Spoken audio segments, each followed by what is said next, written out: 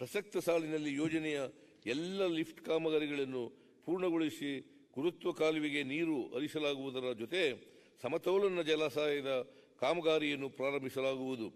ಉತ್ತರ ಕರ್ನಾಟಕದ ಪ್ರಮುಖ ಯೋಜನೆಗಳಾಗಿರುವ ಕೃಷ್ಣಾ ಮೇಲ್ದಂಡೆ ಯೋಜನೆ ಅಂತ 3 ಯೋಜನೆಯಡಿಯ ಉಪಯೋಜನೆಗಳನ್ನು ಪೂರ್ಣಗೊಳಿಸಲು ಹಾಗೂ ಇದರಡಿ ಭೂಸ್ವಾಧೀನ ಮತ್ತು ಪುನರ್ವಸತಿ ಹಾಗೂ ಪುನರ್ ನಿರ್ಮಾಣಕ್ಕೆ ಆದ್ಯತೆ ನೀಡಲಾಗುವುದು.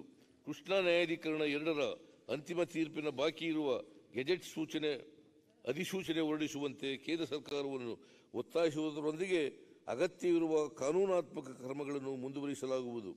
ಭದ್ರಾ ಮೇಲ್ದಂಡೆ ಯೋಜನೆ ಅನುಷ್ಠಾನಕ್ಕಾಗಿ ಕೇಂದ್ರ ಸರ್ಕಾರವು ತನ್ನ 23-24ನೇ ಸಾಲಿನ ಆಯವ್ಯಯದಲ್ಲಿ 5,300 ಕೋಟಿ ರು ಅನುದಾನ ಘೋಷಿಸಲಾಗಿತ್ತು. ಆದರೆ ಈವರೆಗೆ ಯಾವುದೇ ಅನುದಾನ ಬಿಡುಗಡೆಯಾಗಿರುವುದಿಲ್ಲ. ಹಾಗೆಯೇ ಇಂದಿನ ರಾಜ್ಯ ಸರ್ಕಾರ ತನ್ನ ಆಯವ್ಯಯ ಘೋಷಣೆಯಲ್ಲಿ ಭದ್ರಾ ಮೇಲ್ದಂಡೆ ಯೋಜನೆಯನ್ನು ರಾಷ್ಟ್ರೀಯ ಯೋಜನೆಯನ್ನಾಗಿ ಮಾನ್ಯತೆ ನೀಡುತ್ತಿರುವುದರೊಂದಿಗೆ ಮಾನ್ಯ ಪ್ರಧಾನಮಂತ್ರಿಗೆ ಅಭಿನಂದನೆಗಳನ್ನು ತಿಳಿಸಲಾಗಿತ್ತು. ಆದರೆ ಈವರೆಗೆ ರಾಷ್ಟ್ರೀಯ ಯೋಜನೆಯಾಗಿ ಕೇಂದ್ರ ಸರ್ಕಾರವು ಘೋಷಿಸದೇ ಇರುವುದರಿಂದ ಇದು ಹುಸಿಯಾದ ಘೋಷಣೆಯಾಗಿದೆ.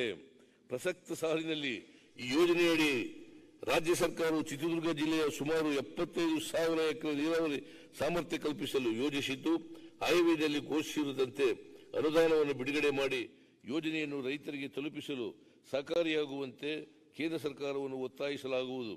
ಕಳಸಾ ಮತ್ತು ಬಂಡೂರ 4 ತಿರುವು ಯೋಜನೆಗಳಡಿ 3.9 TMC ನೀರಿನ ಬಳಕೆಗಾಗಿ ವಿವರವಾದ ಯೋಜನಾ ವರದಿಗಳಿಗೆ ಕೇಂದ್ರ ಸರ್ಕಾರ ಜಲ ಆಯೋಗದ ತೀರುವಳಿ ದೊರಕಿದ್ದು, ಪ್ರಸ್ತುತ ರಾಜಕೀಯ ವನ್ಯಜೀವಿ ಮಂಡಳಿಯಿಂದ ಅರಣ್ಯ ತೀರುವಳಿ ನಿರೀಕ್ಷಿಸಿ ರಾಜ್ಯ ಸರ್ಕಾರವು ಟೆಂಡರ್ ಪ್ರಕ್ರಿಯೆಯನ್ನು ಚಾಲನೆಗೊಳಿಸಲಾಗಿರುತ್ತದೆ.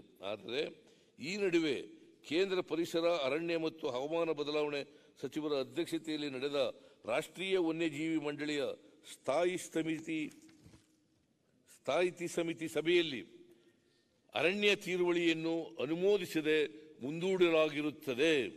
ತುಂಗಭದ್ರಾ ಜಲಾಶಯದಲ್ಲಿ ಹೂಳಿನ ಸಂಗ್ರಹಣೆಯಿಂದ ಉಂಟಾಗಿರುವ ನೀರು ಸಂಗ್ರಹಣೆ ಸಾಮರ್ಥ್ಯದ ಕೊರತೆ ನಿವಾರಿಸಲು ಜಲಾಶಯ ವ್ಯಾಪ್ತಿಯಲ್ಲಿನ ರೈತರು ಬಹುದಿನದ ಬೇಡಿಕೆಯಾದ ಕೊಪ್ಪಳ ಜಿಲ್ಲೆಯ ನವಲಿ ಬಳಿ ಸಮತೋಲನ ಜಲಾಶಯ ನಿರ್ಮಾಣ